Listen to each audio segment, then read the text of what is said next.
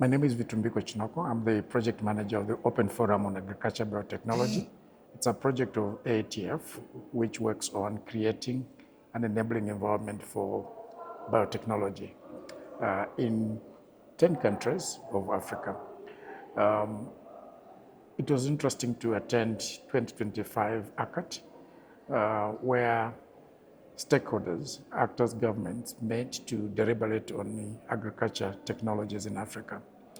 The message that is coming out very strongly is that Africa doesn't have all the technologies that can help it to contend the challenges that the agriculture sector is experiencing. We're talking of climate change. We're looking at the burgeoning economy, population. We are also looking at several other challenges, for example, including policies that are disjointed. And it was interesting that the overall messaging coming through from actors is that there's need for us to do more to provide an enabling environment for research, innovation, and also deploying those technologies into the hands of farmers. Particularly, we noted the fact that youths are going into agriculture. And for them, one of the attractive elements in agriculture is how they can use technologies. And this is a varied array of technologies, from AI to drones to non-seed-based technologies, even seed-based technologies. And for us, the challenge has been, how can we incentivize youth that are already innovating to make sure that they participate actively and use their technologies to enhance productivity of agriculture.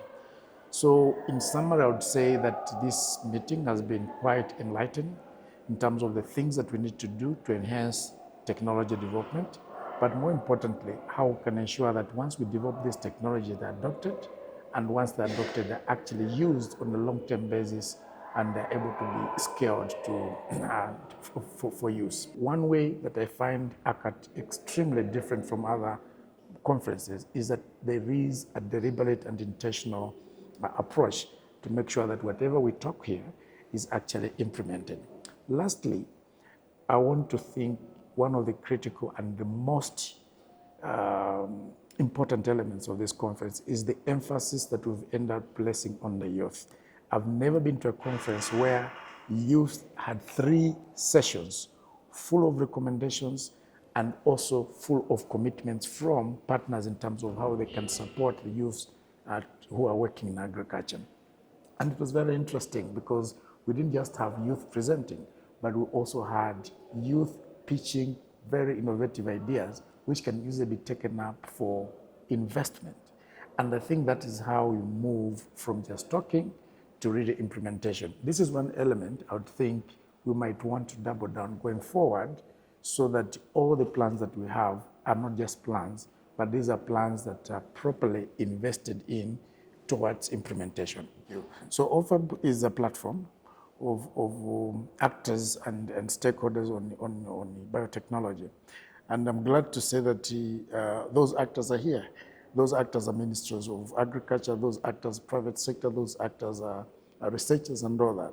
And I'm really glad that during this ACAT 2025, we were able to bring all those actors in different forms and shape. Our commitment is rather to indeed continue with these dialogues, because it is through dialogues that you get to resolve some of the very sticky issues that, for example, surround agriculture biotechnology. And we're now in the process of developing a new strategy going forward. And what this ACAT does to us is really to think through what are some of the levels that we need to bring into our work to ensure that we're able to reach scale in terms of impact, but also in terms of deepening partnerships and investment. So I think out of this meeting and what we're getting is really an enhanced version of what OFAB can do. And I think it would be important to pick all these lessons and bring them into the new formation of OFAB, which will be starting in 2026 January.